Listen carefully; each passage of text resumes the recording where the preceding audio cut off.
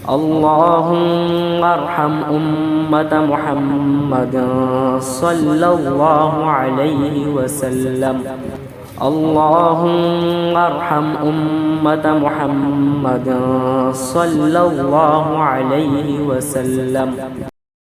نحمده ونصلي على رسوله الكريم. أما بعد فأعوذ بالله من الشيطان الرجيم. بسم الله الرحمن الرحيم. وعاشروهن بالمعروف. صدق اللہ العظیم.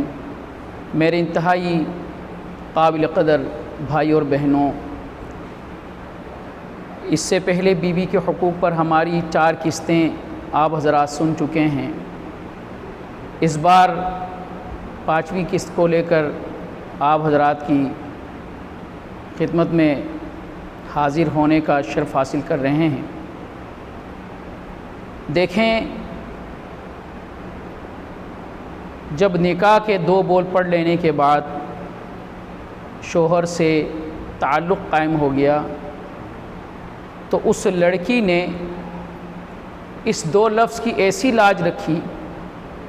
لاج رکھی کہ ماں کو اس نے چھوڑا، باپ کو اس نے چھوڑا، بہن بھائیوں کو اس نے چھوڑا، گھر بار چھوڑا، خاندان چھوڑا، پورے کنبے کو اس نے چھوڑا اور ایک شوہر کی ہو گئی. اب ماحول اجنبی ہے، گھر اجنبی ہے، اور ایک اجنبی آدمی کے ساتھ زندگی بھر نباہ کے لیے مقید ہو گئی ہے. میرے دوستو ذرا سوچیں، کتنی بڑی قربانی اس لڑکی نے دے دی، کتنی بڑی قربانی دے دی. کیا اس اتنی بڑی قربانی کے بدلے ہم اس کے ساتھ اچھا سلوک نہیں کر سکتے؟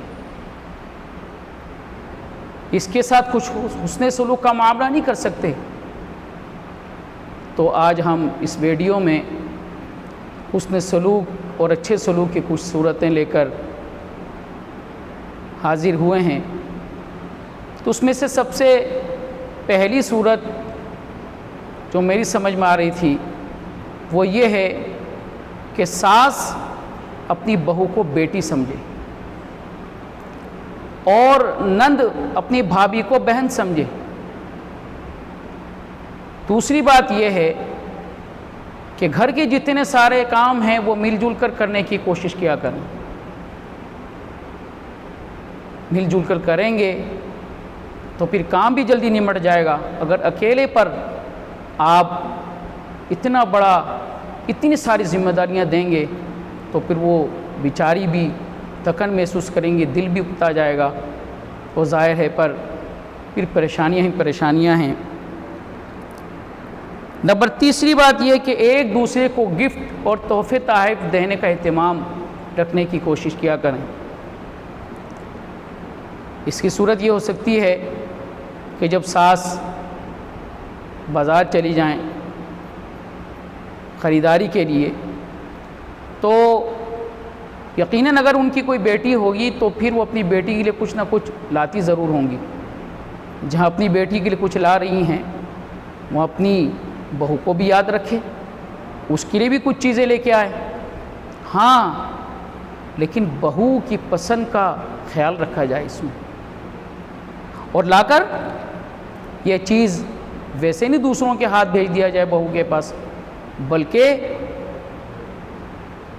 بیٹی کہہ کر پکارے بہو کو، بلائے، بیٹا ادھر تو آ ذرا، دیکھو میں تمہارے لیے کیا لائی ہوں. بڑی محبت کے ساتھ، پیار کے ساتھ بلائیں،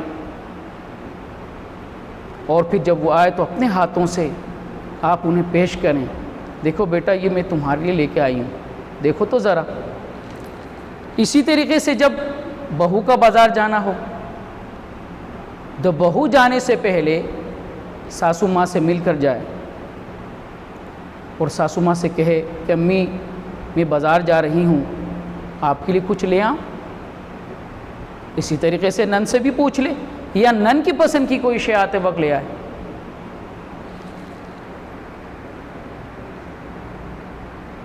نمبر 4 صورت یہ ہے جب کبھی ساس کی طبیعت خراب ہو یا نند کی طبیعت خراب ہو تو بہو کو چاہیے کہ ان کے پاس کچھ دیر بیٹھے ان کی طبیعت پوچھے اور جہاں جتنی ہو سکے ان کی خدمت کرے. ساس کی خدمت ماں سمجھ کر کرے، نن کی خدمت بہن سمجھ کر کرے. اور اسی طریقے سے جب بہو کی طبیعت خراب ہو تو ساس اس کے پاس آئے، بیٹھے، ان کی پیشانی پر ہاتھ رکھے، ان کی نفس پر ہاتھ رکھے. بیٹا کیا ہو گیا آپ کو؟ کب سے طبیعت خراب ہے آپ کی؟ بیٹا فکر نہ کرو بیٹا، ڈاکٹر کے پاس لے چلیں گے، انشاءاللہ ٹھیک ہو جاؤ گی. تسلی کے جملے ساس کو چاہیے کہ بہو کے لیے استعمال کرے. تو اس لفظ بیٹی میں، اس لفظ بیٹے میں جو پیار و محبت ہے، میں آپ کو نہیں بتا سکتا کتنی چاشنی ہے، کتنی انسیت ہے، کتنی الفت ہے اس لفظ میں. ہم نے بہت سوں کو سنا، بہت ساری بہوؤں سے ان کی باتیں ہم نے سنی. وہ کہتی ہم تو ساس کی طرف سے ایک محبت کے لفظ کے لیے ترس جاتے ہیں گھر پہ، مجال ہے کہ کوئی محبت کا لفظ بھی وہ منہ سے ہمارے لیے نکالیں. نمبر 5، اگر آپ کی فیملی اگر جوائنٹ فیملی ہے تو یقیناً آپ کی کوئی دیورانی بھی ہوں گی اور دیورانی کے بچے بھی ہوں گے. تو جب آپ کا بازار جانا ہو تو آپ اپنی دیورانی کے بچوں کے لیے کچھ کھلونے شلونے، کچھ چھوٹی موٹی چیزیں لے آیا کریں. اس سے کیا ہوگا؟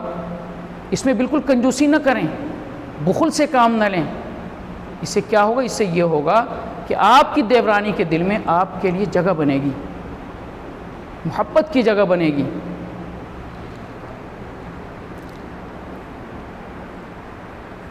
اور نمبر 6، دیورانی سے وقتاً فوقتاً مزاج پرسی کر لیا کریں کہ باجی طبیعت کیسی ہے آپ کی، کوئی پریشانی تو نہیں ہے.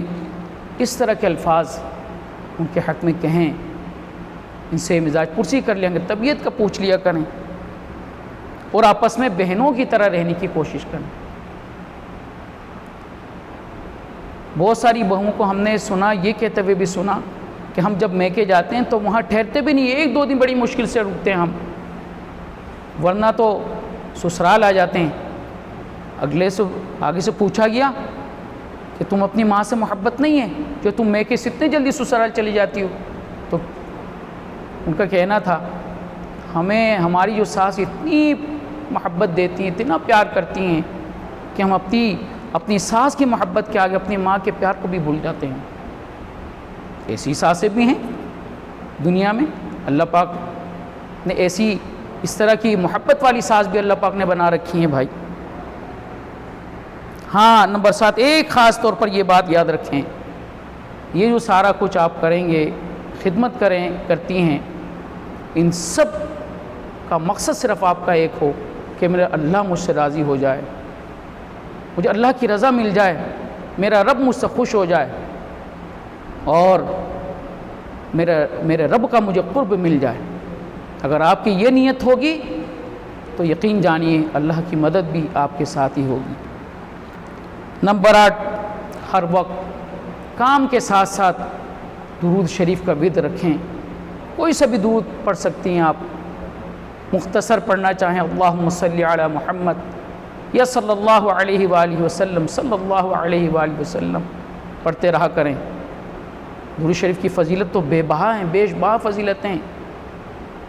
ایک گناہ معاف ہوتا اللہ پاک درود شریف کے بدلے میں ایک درجہ بلند فرماتے ہیں. اور آخری بات میرے بھائی اور بہنوں یہ ہے کہ یہ کچھ محبت کے بیج تھے جو میں نے آپ کو دے دی. اب ان بیج کو بونا آپ کا کام ہے. اگلی ویڈیو کو لے کر حاضر ہوتے ہیں، تب تک کے لیے اجازت دیجیے. اللہ حافظ.